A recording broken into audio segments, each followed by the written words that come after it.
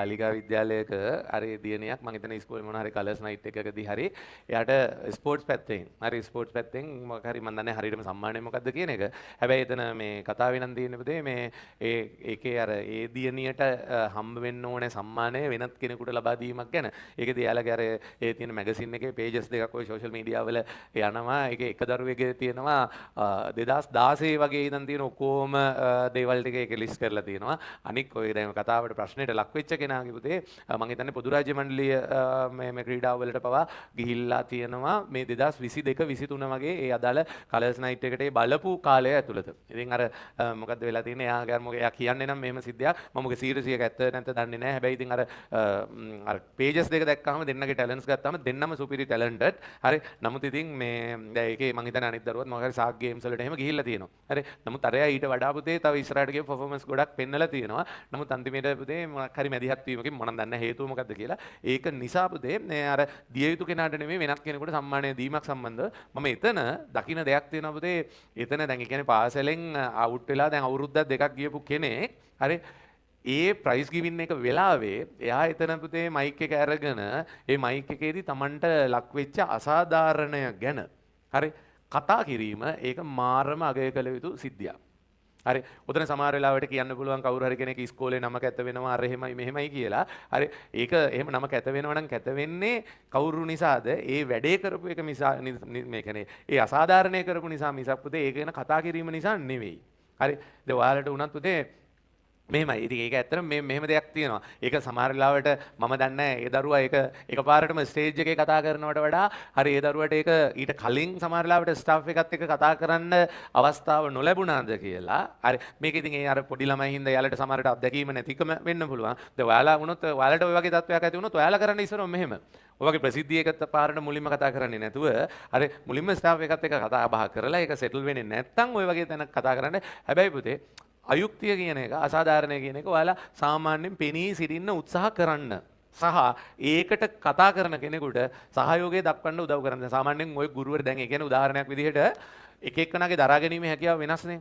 සමහර වෙලාවට ওই ගුරුවරේ කියන දෙයක් හරි ඔයාගේ මුළු ජීවිතයක්ම තනිකර වෙනස් වෙන්න පුළුවන්. දැන් උදාහරණයක් විදිහට ඒ දරුවට ඒ ඇති වෙන ওই සිද්ධිය නිසා දැන් හිතන්නකෝ එයාලා ඒව කරන්න පුතේ මොනවා හරි දෙයක් බලාපොරොත්තු වෙන්නේ නෙමෙයි. තමන්ගේ මේ පර්ෆෝමන්ස් හදාගන්න. ඉස්කෝලේ යම් දෙයක් බලාපොරොත්තු වෙන්නේ නෙමෙයි වෙන්න පුළුවන්. තමන්ගේ ඉන්ට්‍රෙස්ට් එක වෙන්න පුළුවන්. හැබැයි පුතේ තමන්ට ඒ වගේ අර කැපිල්ලක් ආවහම සමහර වෙලාවට තමන්ගේ ගමනම අඩාල කරගන්න අර අඩාල වෙන්න ඒක හේතුවක් වෙන්න පුළුවන්.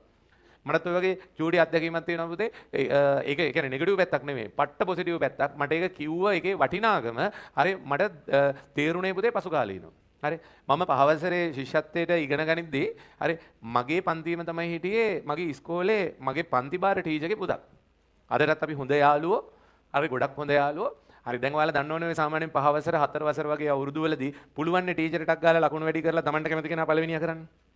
හරි මොකද රචනයේ ලකුණු දෙන්නේ මාකින් ස්කීම් එකෙන් නෙමෙයි. දැන් බයෝ මාකින් ස්කීම් එකේ නම් මෙන්න මේ වචන තිබුණොත් ලකුණු දෙන්න. හරි ඒ වුණාට ඉස්කෝලේ මාකින් ස්කීම් එකක් එහෙම දෙන්නේ නැහැ නේ. මම දන්නේ නැහැ දැන් නම් දෙනවද කියලා දෙන්නේ නැහැ. අපේ කාලේ නම් දුන්නේ නැහැ.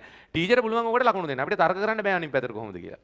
ඔයාලට කියන්න හරි ඔයාලට කියන්න පුතේ මේ ටීචර්ට හොඳටම හැකියාව. අදට නම මතකයි පොඩි මැනික ටීචර් කියලා. හරි සුපිරිම හොඳ ටීචර් කෙනෙක්. හරි මෙන්න මේකයි. එයාට හැකියාව තිබ්බා කෙලින්ම එයාගේ පුතාව පළවෙනියා කරලා හරි මාව දෙවෙනියා කරන්න.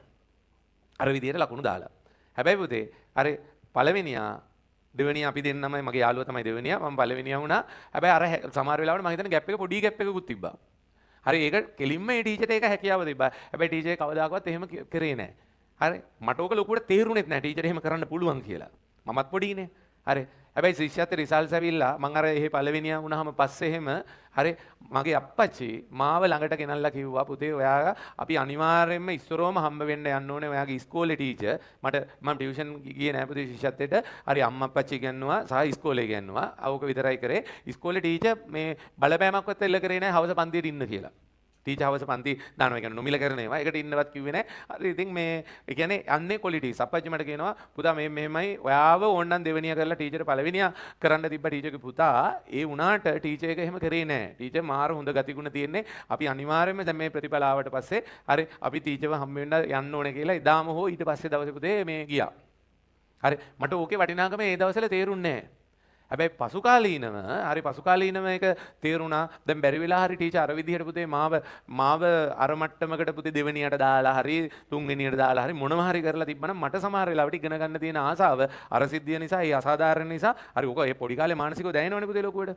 හරි වැඩෙන්න තිබ්බා. ඒ වැටීම සමහර වෙලාවට. දැන් ඔයාලා මේ සමහර වෙලාවට සමහර ළමයි ඉන්නව නේද? පොඩි ඉස්කෝලේ වලින් A level කරන්නේ ලොකු ඉස්කෝලේට එනවා. පොඩි ඉස්කෝලේ ඔයා සිරිමත් වගේ දර්ශීය චරිතය. ප්‍රධාන ශිෂ්‍ය නායකයා කනිෂ්ඨ විද්‍යාලය. හරි ටීචර්ලා ඔක්කොම අදහන්නේ මේ අර අහවල් අයියා වගේ වෙන්න. කියලා තමයි පොඩි නංගිල මල්ලිලාට කියන්නේ. ඔන්න ඔයාව හදිසිය ලොකු ඉස්කෝලේට ඒ ලොකු ඉස්කෝලේ හැමෝම එකම විදිහට ගණන් හදනවා. හරි ඔයාලට තිබ්බ විශේෂය නැති වෙනවා. දැන් ඔයාලට පළවෙනියා වෙන්න බෑ. වෙන්න බැරි වෙච්ච ගම මේක කොමන්ලි වෙන දෙයක් පුතේ. හරිද?